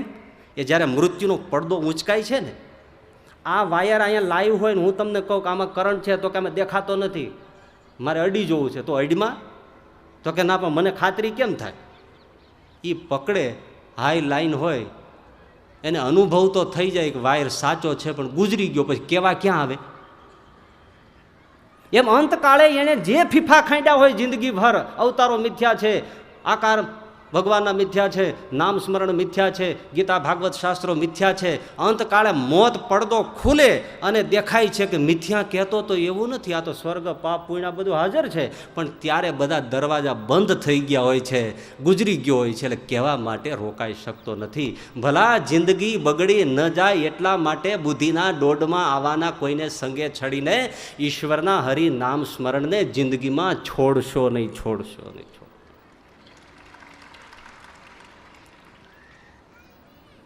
હવે મારે તમને થોડીક સાંપ્રદાયિક શુષ્ક વેદાંતની વાત કરવી છે. એક શ્રીજી મહારાજ બસ સર્વોપરી, બીજા અમે કશાને માનતા નથી. ગીતા ભાગવત વેદ વેદ બધા માર્યા ફરે, રામ અને કૃષ્ણ એ તો બધા ગોથા ખાય. આવા અમુક લબાડિયાઓએ બધાને પીવડાવી દીધું હોય છે. એ સાંપ્રદાયિક શુષ્ક વેદાંતિ છે, બીજું નથી. શું? પણ સતત અમે કોઈને આદર કરતા નથી, અમે કોઈને માનતા નથી, અમે કોઈને મોથું નમાવતા નથી. એક સ્વામિનારાયણ એ શુષ્ક વેદાંતિ છે. શ્રીજી મહારાજ છે, શ્રીજી મહારાજના અવતારો છે, એમના ગીતા ભાગવત શાસ્ત્રો છે, આદરણીય છે, પૂજનીય છે, સ્મરણીય છે. એક જગ્યાએ લંડનમાં એક સ્વામીજી પ્રવચન કરતા હતા, તો કે હવે સંપ્રદાયમાં ઘણા લોકોએ રામશ્યામ અને ઘનશ્યામનો ખીચડો કરી નાખ્યો છે. કે સભા પૂરી થઈ એટલે એ સુગ્ન સત્સંગી હતા, એ જઈને સ્વામીજીને કીધું, સ્વામીજી આ તમે કહો છો રામકૃષ્ણ ને રામશ્યામ ઘનશ્યામનો ખીચડો કરી નાખ્યો, તો રામકૃષ્ણ ગોવિંદની ધૂન છે એ તો આપણે પરંપરાથી પહેલેથી બોલાય છે. શ્રીજી મહારાજ વખતથી અને ગોપાલાનંદ સ્વામી પ્રવર્તન કર્યું છે. દરેક શ્રીજી સ્થાપિત મંદિરો સંપ્રદાયના હરેક મંદિરોમાં રામશ્યામ ઘનશ્યામની રીતે રામકૃષ્ણ ગોવિંદની ધૂન બોલાય છે. તો તમે કેમ કહો છો ખીચડો કરી નાખ્યો? તો કંઈ બધે બોલાતું હોય છે, પણ અમે એ બધું કાઢી નાખ્યું છે. એટલે પહેલાં એ બહુ સરસ જવાબ આપ્યો, એ કે તમે કાઢી નાખ્યું છે એટલે અમારે તમારું માનવું કે ગોપાલાનંદ સ્વામીનું માનવું? જે ગોપાલાનંદ સ્વામી મહાપૂજાની રચનાને સ્થાપના કરે એમાં તમામ અવતારોનું સ્થાપન છે, આવાહન છે, પૂજન છે. અને એ જ મહાપૂજા જૂનાગઢમાં આવે ત્યારે ગુણાતીતાનંદ સ્વામી એમ કહે કે સ્વામી આ મહાપૂજા મને તમે આપી દો, અમારે અહીં જૂનાગઢમાં રાખવી છે. ગોપાલાનંદ સ્વામીએ જે નિત્ય મહાપૂજા કરતા એ મહાપૂજા જૂનાગઢમાં આપી. આજે પણ જૂનાગઢ રાધારમણ દેવના મંદિરમાં એ મહાપૂજા પ્રસ્થાપિત છે અને પૂજા થાય છે. તો જે ગોપાલાનંદ સ્વામી આ બધું માને છે, પૂજે છે, સેવે છે, એનાથી તમે ઓવર થઈ ગયા? સંપ્રદાયના સિદ્ધાંતો ક્યાં ગયા? વડોદરાની અંદર નાથ ભક્તના ત્યાં શિવલિંગની જે પૂજા કરતા ગોપાલાનંદ સ્વામી એ આજે પણ હયાત છે, દર્શનીય છે, પૂજા સેવા થાય છે. નિત્યાનંદ સ્વામીના ગ્રંથો વાંચો, સર્વોપરીની વાતો કરનારા છે, પણ શાંડિલ્ય સૂત્ર વાંચો, હરિદિગ્વિજય વાંચો, શ્રીજી મહારાજનું ગરડા મધ્ય પ્રકરણ 35મું વાંચો. અવતારીના કેટલા દિવ્ય અને મંગળ સંબંધો છે. સર્વોપરી અવતારી તરીકે તમે ઉપાસો છો એ રાઈટ, પણ શુષ્ક વેદાંતિ ન થાવ. એ શ્રીજી મહારાજના સિદ્ધાંતમાં નથી, એના આદર્શમાં નથી. દ્રોહ કરશો નહીં. હમણાં આ વર્ષે અમે લંડન ગયા એટલે એક હરિભક્ત રોજે આમ નિયમિત મંદિરમાં હોય, પણ મને દેખાણા નહીં. એટલે મેં પૂછ્યું કે ભાઈ હરિભગત એ કેમ દેખાતા નથી? તો કે હવે સ્વામીજી એમણે બીજો સંગ લાગ્યો છે, એટલે હવે આ મંદિરમાં હવે એને શુદ્ધ ચોખ્ખી ઉપાસના નથી દેખાતી, એટલે બહુ નથી આવતા. શ્રીજી મહારાજના સ્થાપિત મંદિરો, પ્રચલિત મંદિરો, સંપ્રદાયના મંદિરો, હવે એમાં એમને કોઈને શુદ્ધ ચોખ્ખી ઉપાસના દેખાતી નથી. આ મનગણંત સિદ્ધાંતો છે. શ્રીજી મહારાજના સિદ્ધાંતોનો દ્રોહ ન થાય અને તમારો અંતે બગડે નહીં એવો વિચાર જરૂર પકડજો. આવું ને આવું દરેક સંપ્રદાયમાં મારું ઘૂસી જાય પાછું. ઘણા લોકો જો ને કૃષ્ણને માનનારા મુગટ જ માને, વળી અમુક લોકો ગોકુલેશ જય ગોકુલેશ જ કહે, અમુક જય કૃષ્ણ જય શ્રી કૃષ્ણ જ કહે, અમુક વળી ગીતાના જ કૃષ્ણ માને, અમુક વળી મહાભારતના જ કૃષ્ણ માને, કૃષ્ણના પણ ટુકડા ને ટુકડા. તો દરેક સંપ્રદાયમાં આવી બીમારી આવે છે. પણ સ્વામિનારાયણ સંપ્રદાયના વચનામૃતથી ઓવર. મેં એક જણાને પૂછ્યું, મેં કે તમે જે આવું ખંડન કરો છો વચનામૃતમાં બતાવો તો હું માથું નમાવું. મને કંઈ વચનામૃતમાં ન જડાય, એ અમારે બીજા પુસ્તકમાંથી કાઢીને દેખાડવું પડે. લે,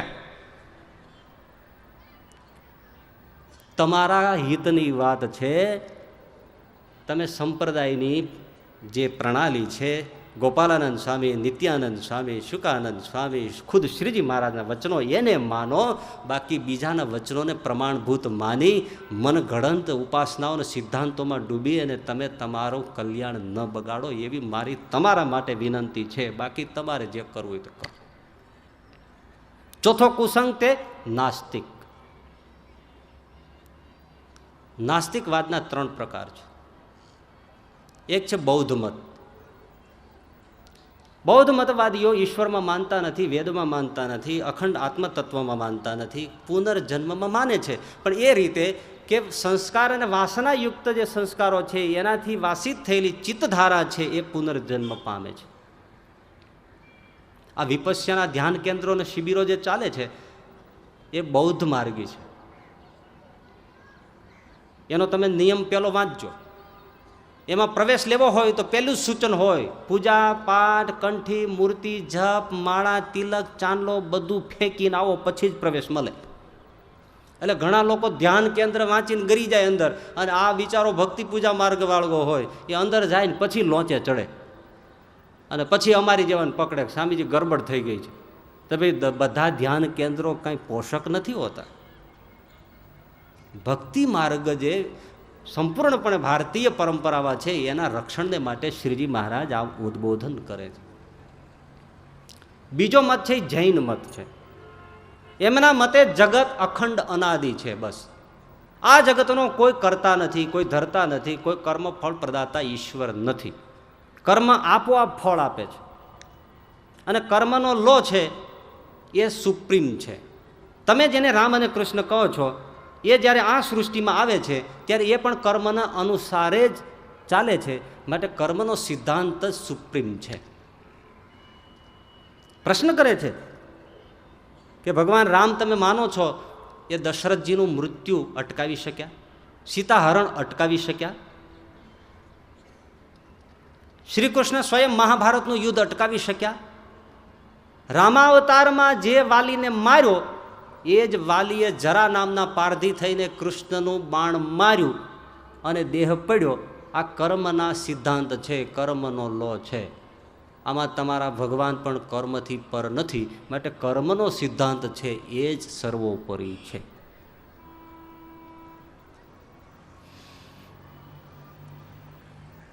થોડું વિચારવું પડે.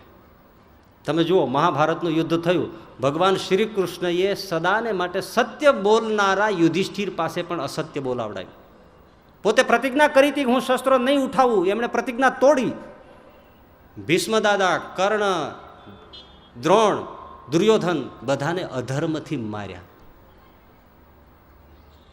અને છેલ્લે તમે જુઓ કે અશ્વસ્થામાએ બ્રહ્માસ્ત્રનો પ્રહાર કર્યો, અને છેલ્લો ઉત્તરાના ગર્ભમાં પાંડવ વંશનું બીજ હતું એ પુત્ર પણ મૃત્યુ પામ્યો. એ વખતે હવે જુઓ, કૃષ્ણને બોલાવવામાં આવે છે, પ્રભુ દોડો આવો, પાંડવનું અંતિમ બીજ પણ મૃત્યુ પામ્યું છે અશ્વસ્થામાના બ્રહ્માસ્ત્રના પ્રહારથી. ભગવાન શ્રી કૃષ્ણ આવ્યા છે. સમજો, કર્મનો સિદ્ધાંત સુપર છે કે ભગવાન શ્રી કૃષ્ણ અને રામ સુપર છે?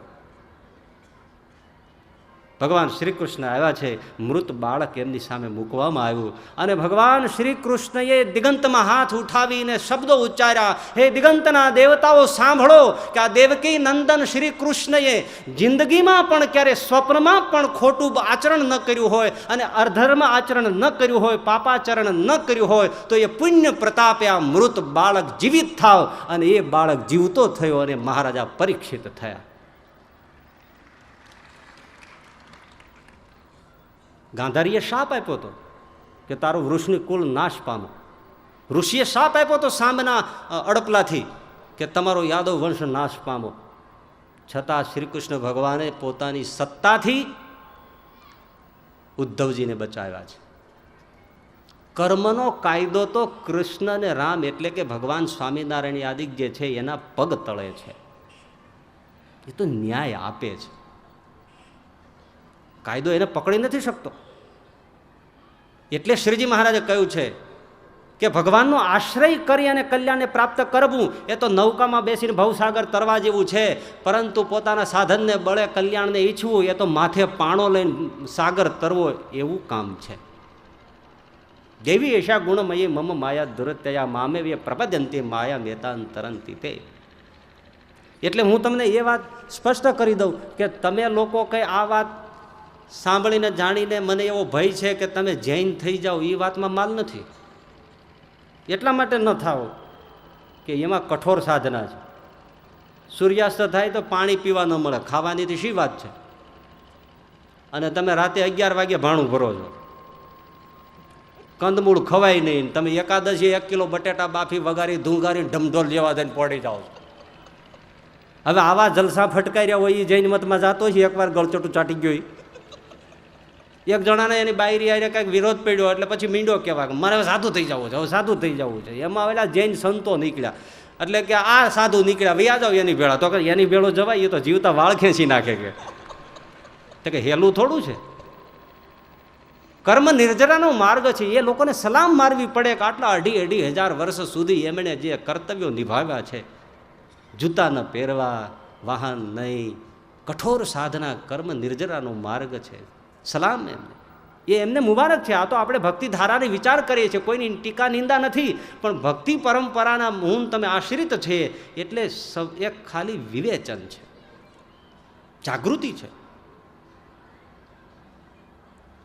જૈન નહીં થઈ જાઓ, પરંતુ બીજી રીતે નાસ્તિક થવાના ચાન્સ બહુ છે. આ જમાનાના પ્રખર ચિંતક, મેધાવી જે કૃષ્ણ મૂર્તિ થયા, એણે એવી માર્મિક, બૌદ્ધિક, તાર્કિક, ધારદાર રીતે ઈશ્વરની પૂજા અર્ચના અવતારોનું ખંડન કર્યું છે કે ભલભલા તળિયામાંથી હલી જાય છે. મેં જોયા છે, મને એવા મળ્યા છે જે કૃષ્ણ મૂર્તિનું સાહિત્ય વાંચીને ધરમૂળથી ખલાસ થઈ ગયા છે.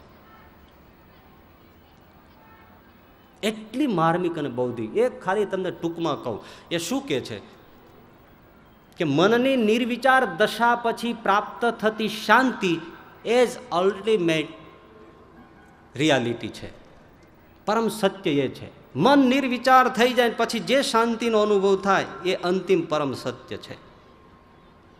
એ શાંતિના અનુભવ સિવાય બીજું કંઈ પણ અનુભવવામાં આવે તો એ અંતિમ સત્ય નથી. એટલે ઘણા લોકો કહે છે કે મને ઈશ્વરનું દર્શન થાય છે, રામ દેખાય છે, કૃષ્ણ દેખાય છે, કે આ દેખાય છે, તો એ અંતિમ રિયાલિટી નથી.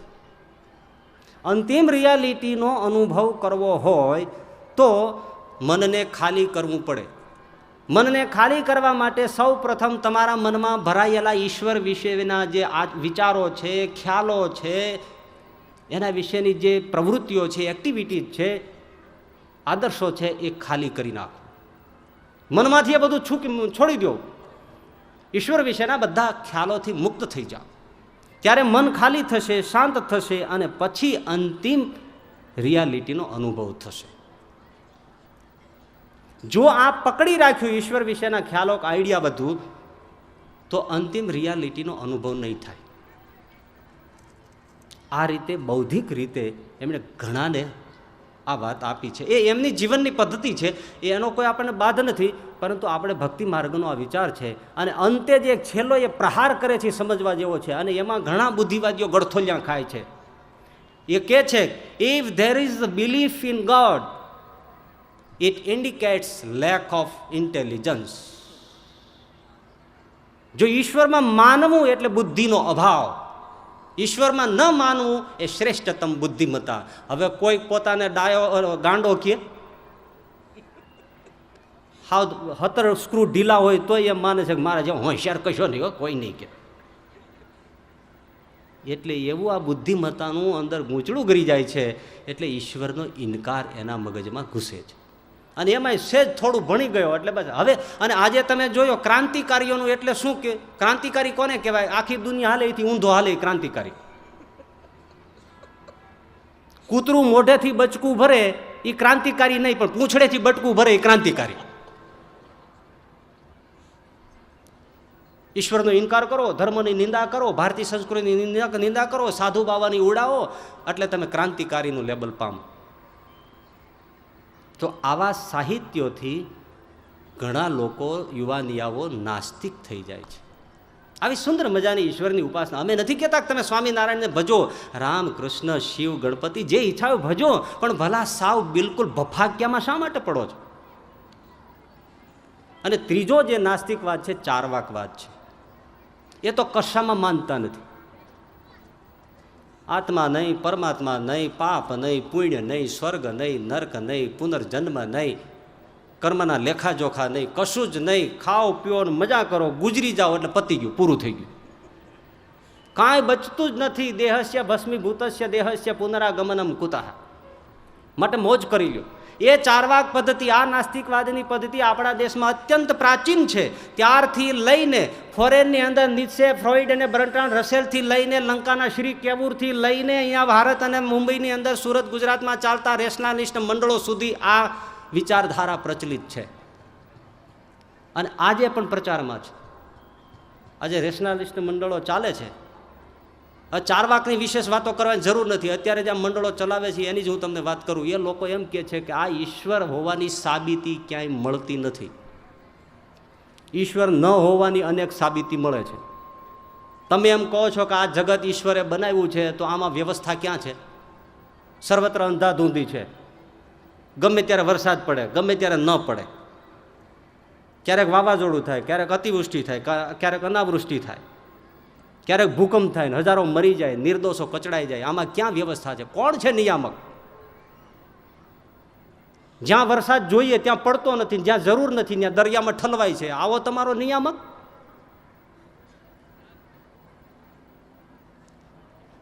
ઈશ્વર નથી.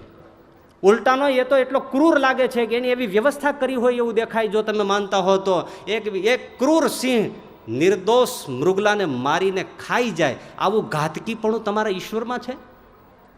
આવી ક્રૂર રચના એ કરે તો ચંગેઝ ખાન અને હિટલરથી પણ ભયંકર તમારો ઈશ્વર ગણાવવો જોઈએ. આવી વ્યવસ્થા એણે મૂકી. સહ્ય અમને નથી થતી તો તમારો કરુણાળુ કહેવાતો પરમાત્મા સહન કેમ કરે છે? અને ધર્મ ને ઈશ્વરે જ પ્રજાને દુઃખી કરી છે. ધર્મથી જ લોકોનું શોષણ થઈ રહ્યું છે, સ્ત્રીઓનું શોષણ થઈ રહ્યું છે, ગરીબોનું શોષણ થઈ રહ્યું છે. અને આ ધાર્મિક પૂજા પાઠ ને કીર્તન ભક્તિ કરનારા છે એ બધા ભ્રષ્ટાચાર જ કરે છે. આ ધૂન ભજનમાં આવે છે એ ચંપલ ચોરીને જાય છે, એની પાસે બીજી અપેક્ષા શું રખાય? વાત વિચારવા જેટલી તો ખરી હો. આપણે કંઈ ઓછા નથી. હંમેશા કોઈ પણ સંપ્રદાયોનો પહેલો દુશ્મન જો કોઈ હોય તો એ સંપ્રદાયનો અનુયાયી જ હોય છે. કોઈ બી સંપ્રદાય, એમ કોઈ બી દેશ એનો દુશ્મન, ભારતનો દુશ્મન પાકિસ્તાન નેવર નથી હોતો, ક્યારેય નથી હોતો. એ ભારતીય ખૂટેલ હોય છે. ગદ્દારો આ દેશમાં ઘૂસી ગયા છે એટલા માટે ચિંતા છે, બાકી તો એને કચડવામાં કોઈ વાર લાગે એમ નથી. આ 80 કરોડની જનતા એક સાથે પેશાબ કરે તો પાકિસ્તાન હમૂળું તણાઈ જાય એમ છે.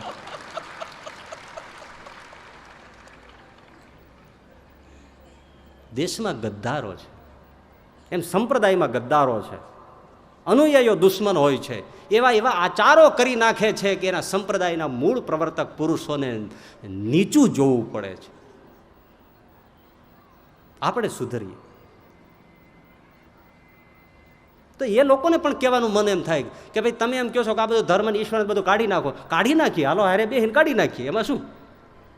પણ એક પ્રશ્ન કરીએ કે આ સમાજની અંદર ડોક્ટરો ખોટું કરે છે, વકીલો ખોટું કરે છે, શિક્ષકો ખોટું કરે છે, આ બધા ખોટું જ કરે છે, તો એ બધાને કાઢી નાખો. તો કે ના, એની તો જરૂર છે. સડો હોય એ દૂર કરાય, બાકી સમાજમાં આ બધાની જરૂર તો ખરી ને. તો ભલા માણસ ધર્મની જરૂર છે, ત્યાં સડો હોય એને દૂર કરાય. આખો ધર્મ ને ઈશ્વરને કાઢી નખાય નહીં.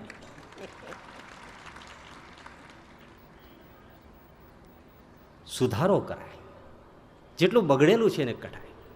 ભલા માણસ તમને એમ જ લાગે છે કે આ ધર્મવાળા લોકો છે એ જ બગાડે છે? એક જ છેલ્લો દાખલો લ્યો. ભૂકંપની અંદર ધાર્મિક સંસ્થાઓએ જેટલું સહાય દાન કરીને આ પ્રજાને બેઠી કરી છે એટલું કોઈએ કર્યું નથી. અને તમામ સહાયકોમાં સ્વામિનારાયણ સંપ્રદાય સર્વોપરી મોખરે રહ્યો છે. અને તમે એમ કહો છો કે બધા ખાઈ પીને બધું મોજ મજા જ કરે છે, બધા લાડવા ઢેબરા ઢોકરા ખાય છે બધા. તમને ધૂન ભજનમાં બેસીને ચંપલા ચોરનારો જ દેખાય છે. એમાં બેઠેલો અંબરીશ રાજાના અવતાર જેવો ભક્ત એને તમને દેખાતો નથી. એ લોકો સારું એક કામ કરે છે, જંતર મંતર કામણ ટુમણ એ જે છે ને એનો બધો પર્દાફાશ કરે છે. પણ તકલીફ શું છે? એ બધું ધતિંગ છે. એ ધતિંગને ધર્મ માને છે, એનાલિસિસ ધતિંગનું કરે છે અને માની બેસે છે ધર્મ. પછી એમ કહે છે કે આ બધું ખરાબ છે. ભીખુદાનભાઈ કહે છે ને કે 7 માળનો બંગલો હોય ને જાજરૂ પાસે ઊભો રહે અને પછી ક્યાંય ગંધાય છે બહુ. અહીંયા તો ગંધાય જ ને. ધતિંગમાં તો ગંધ જ હોય. તમે ધર્મિષ્ઠ પુરુષો પાસે જાઓ, ધર્મના રહસ્યમાં જાઓ, તો તમને સાચી ધર્મની સુગંધ અને મહેસૂસ થાય. જાજરૂ પાસે તે જ દેખાવ. તમે જાજરૂની એનાલિસિસ કરીને એમ કહો કે બંગલો ખરાબ છે. આમ રમણ પાઠક છે સુરતમાં, રેશનાલિસ્ટના ભીષ્મ પિતા કહેવાય છે. ભલે હું અહીં બોલું ને એ સાંભળતા હોય ને એવું થાય તો એમાં કાંઈ મૂંઝાવા જેવું નથી. એ લોકો ગભરાતા નથી તો મારે તમારે શું ગભરાવાની જરૂર છે? ઘણા લોકો બીવે બહુ. મને કે તમે નામ ન દેવું, નામ ન દેવું, પણ મને મારશે હું એકલો મરી જાય, તમને હું વાંધો?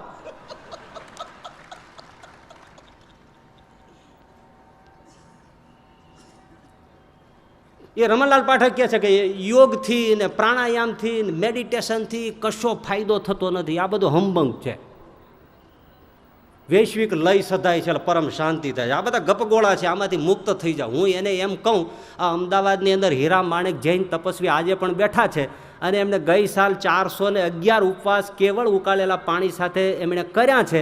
ડૉક્ટરોની હાજરીમાં ચેકઅપ થયા છે. આજે એ પુરુષ બેઠો છે, છતાં હું રોજે રેસના લિસ્ટોના લેખો મુંબઈથી મગાવીને વાંચું છું. એક પણ લેસના લિસ્ટે કોઈએ હીરા માણેક વિશે એક શબ્દ લખ્યો નથી, કારણ કે હજુર બેઠો છે. એ ગુજરી જશે એટલે હું તમને ચેલેન્જ કરું છું, ગુજરી જાય છે પછી લેખ લખશે. એ અમે તપાસ કરી હતી, એ બધું ખોટું છે. લે તો આજે બેઠો છે ત્યારે જાઓ ને. આવા ખોટા લેખ લખી અને દુનિયાને ભરમાવી ના જોઈએ. સત્યનું પરીક્ષણ સત્યની રીતે થવું જોઈએ. પણ યુવાન વર્ગ છેતરાઈ જાય છે.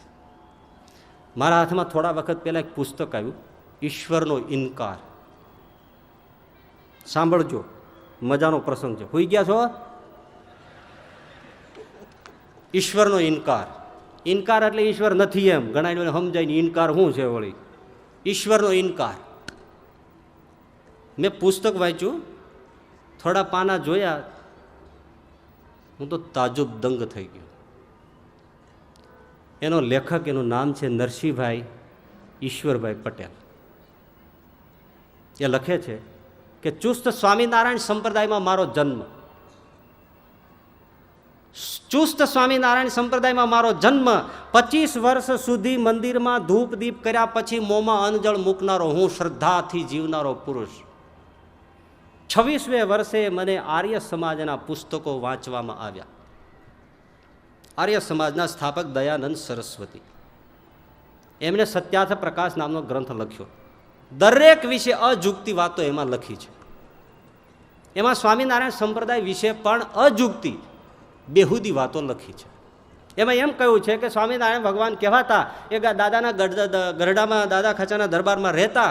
રાત પડે, આછું આછું અજવાળું હોય ત્યારે એક પડદો રાખવામાં આવે, આ બાજુ સહજાનંદ બેસે, પાછળ દાદો ખાચર બે હાથ આમ રાખે અને એવી રીતે ચતુર્ભુજનું દર્શન કરાવી અને લોકોને બેવકૂફ બનાવીને મંડળ બનાવ્યું હતું. હવે આવું ક્યાંય છે? અજુકતું એટલા માટે કહું છું કે પાયાવિહીન વાતો લખી. ગાંધીજીએ ખુદે કહેવું પડ્યું સત્યાર્થ પ્રકાશ વાંચીને કે આવા પુરુષ પાસેથી ભારત વર્ષે આવી આશા નહોતી રાખી. બસ એક વેદ સનાતન, મૂર્તિઓ, અવતારો, એ બધું જ નકામું છે. આજે પણ આર્ય સમાજી લોકો ભાગવતને વિશે જેમ તેમ બોલે છે. સહજાનંદ સ્વામીના એક વચનામૃતના પુસ્તક ઉપર પણ એક નાનકડી પુસ્તિકા આર્ય સમાજીએ બહાર પાડી છે. મારા હાથમાં થોડા વખત પહેલા જ આવી છે.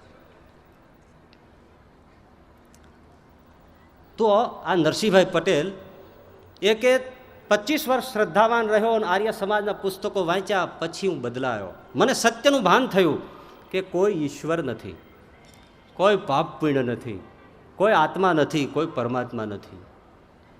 35 વર્ષ સુધી એમણે બધો નિરીશ્વરવાદી ગ્રંથોનો અભ્યાસ કર્યો અને પછી એમ લખે છે કે 60 વર્ષે હું નિચોડ રૂપે ગ્રંથ લખું છું અને એ પુસ્તક લખ્યું. એ પુસ્તકનું નામ ઈશ્વરનો ઇનકાર.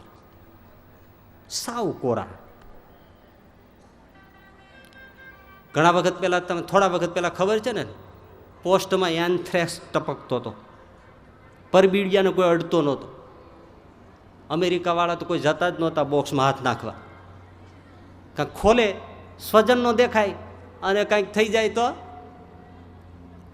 એન્થ્રેક્સ શું છે? પરબીડિયામાં ટપકતો. આવા શાસ્ત્ર ગ્રંથો ગણાય છે, એ બધા એમાંથી ટપકતા એન્થ્રેક્સ છે. એવા ગ્રંથો વાંચવામાં આવી જાય, તમે પટકાઈ પડો તો આસ્થા તૂટી જાય અને માણસ નાસ્તિક થઈ જાય. આવા સંજોગોમાં માનો કે તમે નાસ્તિક ન થાઓ, ઈશ્વરની ઉપાસના, મૂર્તિ, નામ, જપ એમાંથી કદાચ ન ડગો તો એક પ્રસંગ છે. જીવનમાં દુઃખ આવે ને અને દુઃખમાં ઈશ્વરનો સાદ સંભળાય નહીં, ત્યારે અંદરથી એમ થાય કે સાચી વાત છે, ભગવાન જેવું કાંઈ નથી. હેરોલ્ડ કુશનર નામનો યહૂદી ધર્માચાર્ય, એનો પુત્ર બીમાર પડ્યો, ગોઠણીએ પડીને પરવરદિગારની પ્રાર્થના કરી કે હે પરમપિતા મારા બચ્ચાને બચાવી લે. પણ પ્રારબ્ધના બંધન તો છે મનુષ્યોને. પ્રાર્થના કરવા છતાં પુત્રનું અવસાન થયું અને હેરોલ્ડ કુશનર પાદરી યહૂદી ધર્મનો ત્યાગ કરી દીધો. એમણે પુસ્તક લખ્યું અને એમાં તમામ વાતો આવી લખી કે કોઈ ઈશ્વરને શરણે જવાની જરૂર જ નથી. એટલે વ્યક્તિગત હું તમને કહું કે જીવનમાં દુઃખ આવે ત્યારે સંપ્રદાયમાંથી જ કોઈ આપણા જ અનુયાયી ગણાતા એવા હોય કોઈ એ પણ જો નબળી વાત કરે તો એ પણ નાસ્તિક છે, એનો સંગ ક્યારેય ન કરાય. ભગવાનની આસ્થા બંધાવે, આપણે પ્રાર્થનાનો આશ્રય લેવડાવે, એ ખરો આ મર્મ છે. એટલે શ્રીજી મહારાજે પ્રાર્થના રૂપમાં કહ્યું કે શુષ્ક વેદાંતિ થકી, કુડાપંથી થકી, શક્તિપંથી થકી અને નાસ્તિક થકી હે મહારાજ અમારી રક્ષા કરજો. અને બીજું કહ્યું કામ, ક્રોધ, લોભ, મોહ, મદ, મત્સર, ઈર્ષા, અહંકાર અને દેહાભિમાન એ આદિક જે અંતઃશત્રુ તે થકી અમારી રક્ષા કરજો. હું તમને પ્રશ્ન કરું, પ્રાર્થના કરીએ એટલે આ બધા દોષ ટળી જાય?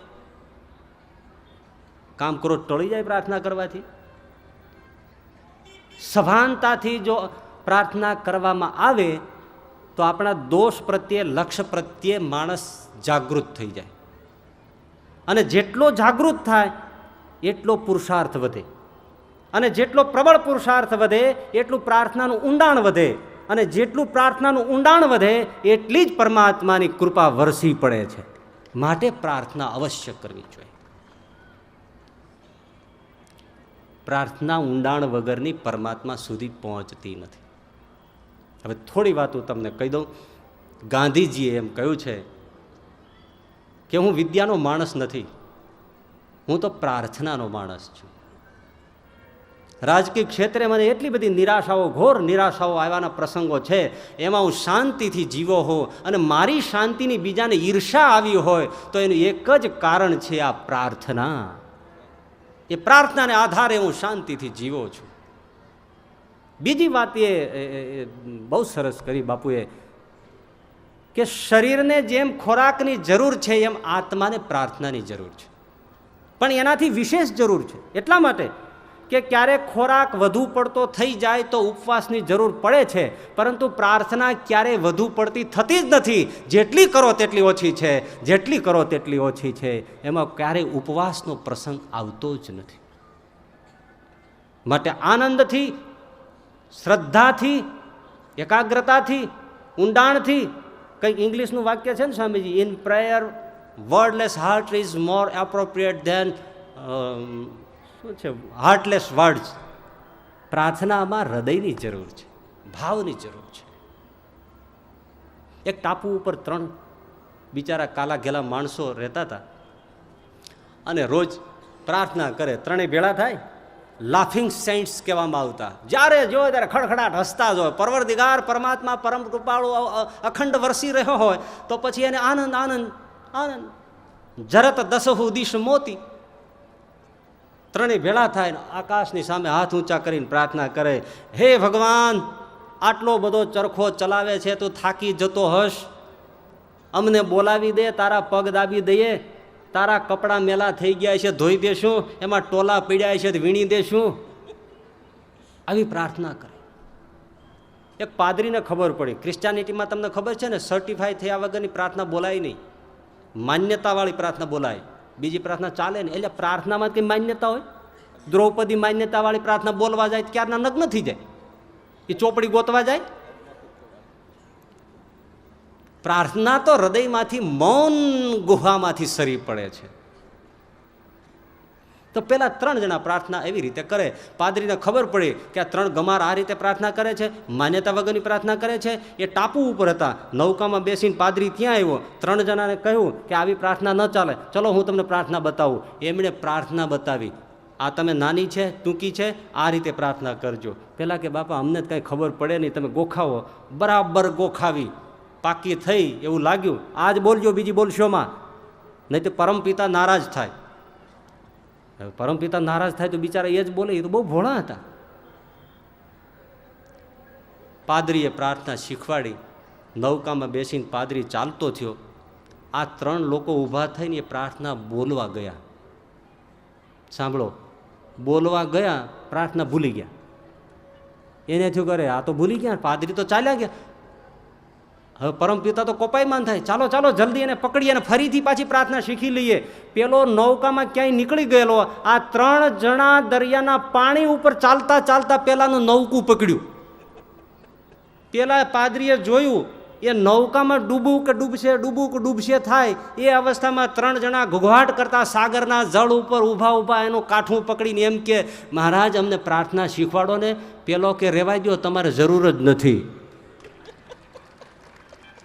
તમારી કાલી ગેલી પ્રાર્થના ભગવાન સાંભળે છે, મારી વિશુદ્ધ શબ્દોવાળી પ્રાર્થના હજી સુધી પરમાત્માના દરબારમાં પહોંચી નથી. જાઓ, તમે તરી ચૂક્યા છો. પ્રાર્થના હૃદયથી. તો અંતમાં શ્રીજી મહારાજને પ્રાર્થના પણ એક વાત કહું, વચનામૃતમાં આ પ્રાર્થના કઈ છે, પ્રસાદીભૂત છે. આપણે ઘણા સંતોની ભક્તોની પ્રાર્થના બોલીએ છીએ, પણ વચનામૃતમાં જે પ્રાર્થના આવે છે એના ઉપર ધ્યાન આપ્યું નથી. લગભગ કોઈ એવો સત્સંગી નહીં મળે કે પૂજા કરીને માગતો હોય, હે મહારાજ કુસંગી થકી રક્ષા કરજો. હું આશા રાખું છું કે જે રીતે તમને સમજાવવામાં આવ્યું છે એ રીતે આ 4 પ્રકારના કુસંગ ભયંકર છે. સત્સંગમાં પણ એવા ભયંકર કુસંગ છે. સત્સંગમાં પણ એવા કુસંગીઓ થકી આપણું જીવતર બગડી શકતું હોય છે. સત્યના અસલ સિદ્ધાંતોથી આપણે ડિવાઈડ થઈ જતા હોય એવું બની શકે છે. એટલા માટે ઈશ્વરને શ્રીહરિના ચરણોમાં પ્રાર્થના કરે, હે મહારાજ 4 પ્રકારના કુસંગી થકી અમારી રક્ષા કરજો અને નિત્ય પ્રત્યે તમારા ભક્તોનો સંગ દેજો. એવી પ્રાર્થના કરવાનું બળ મળે એટલી પ્રાર્થના સાથે આ વચનામૃત પૂર્ણ કરીએ છીએ. સહજાનંદ સ્વામી મહારાજ.